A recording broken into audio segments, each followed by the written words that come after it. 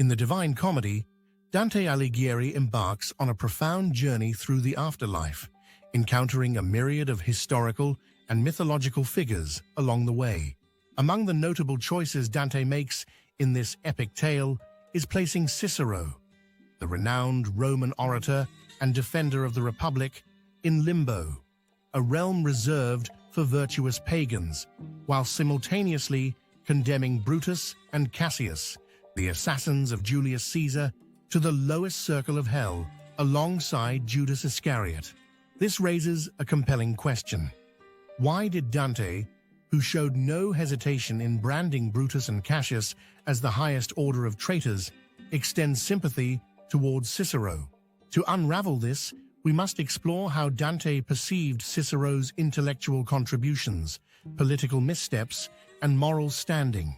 Dante's Inferno is meticulously structured, functioning not just as a journey through hell, but as a hierarchical system of justice.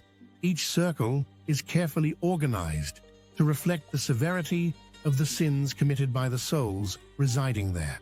The deepest circles are reserved for the gravest offenders, those who have betrayed the ultimate bonds of trust.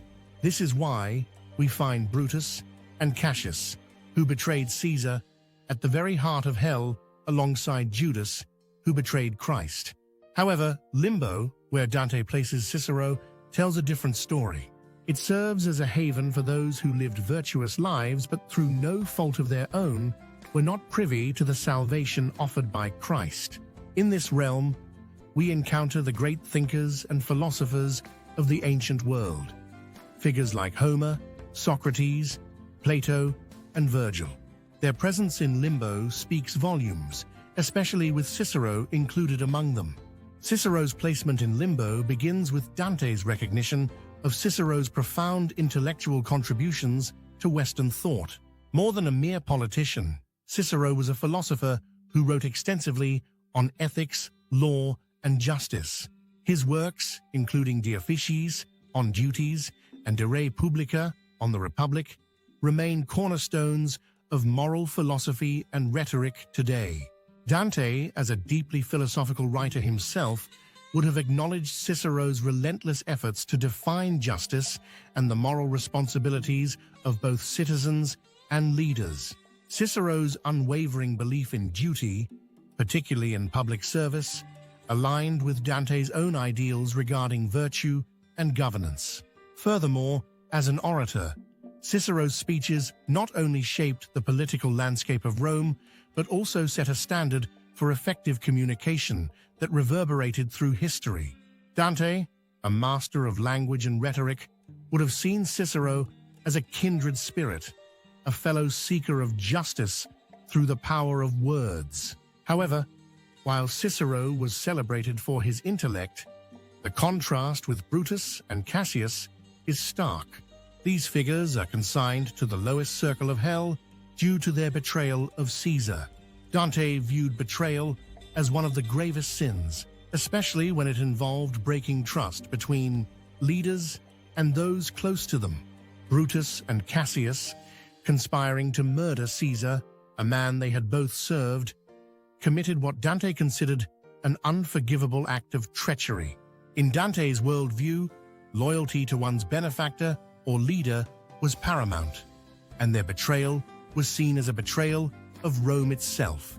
Unlike Cicero, who had a rich intellectual legacy, Brutus and Cassius were primarily known for their political actions surrounding Caesar's assassination, lacking any redeeming qualities that might offset their betrayal. So, why did Cicero escape the dire fate that befell Brutus and Cassius?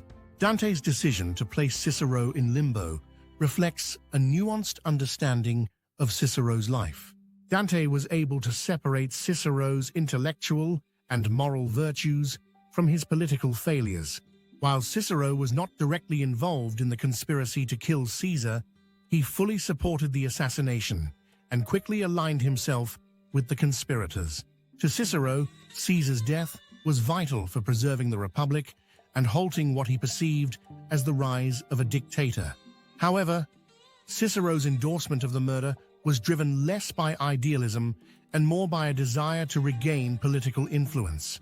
By siding with Brutus, Cassius, and others, Cicero aimed to influence the political landscape after Caesar's death and restore the Senate's power. Yet this endorsement showcased a moral inconsistency. He had previously praised Caesar's achievements and sought peaceful reconciliation with him. After Caesar's assassination, Cicero swiftly justified the murder as an act of republican heroism, revealing his willingness to shift his moral stance when it served his political ambitions. As Cicero tried to shape Rome's future after Caesar's death, his political maneuvering further underscored his moral failings. His belief that he could use the young Octavian as a pawn against Mark Antony ultimately backfired. Cicero's Philippics, speeches condemning Antony, were attempts to rally support against him, but they misjudged Octavian's ambitions. Octavian, far more ambitious than Cicero realized, reconciled with Antony, forming the Second Triumvirate and leading to Cicero's downfall. Cicero's political miscalculations and his attempt to control powerful figures revealed his naivety and desire to remain relevant in a rapidly changing political landscape.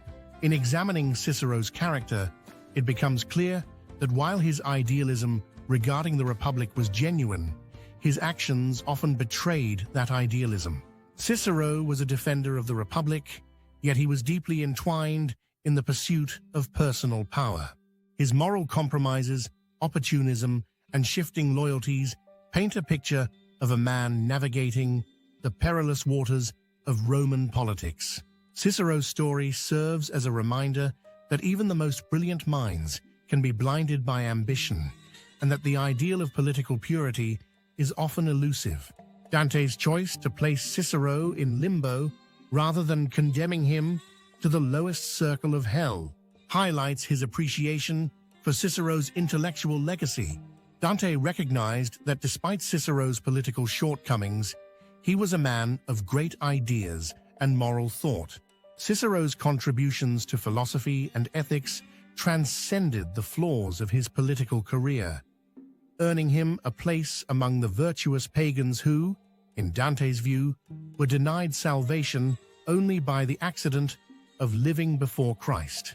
In conclusion, the story of Cicero reminds us that historical figures are often complex, and their legacies cannot be solely defined by their political actions. Dante's sympathy for Cicero emphasizes the need to balance a person's moral failings with their intellectual virtues. This lesson continues to resonate today as we navigate the complexities of leadership, legacy, and the human experience. If you found this exploration of Cicero's life and legacy enlightening, please like this video, subscribe for more intriguing content, and share your thoughts in the comments below.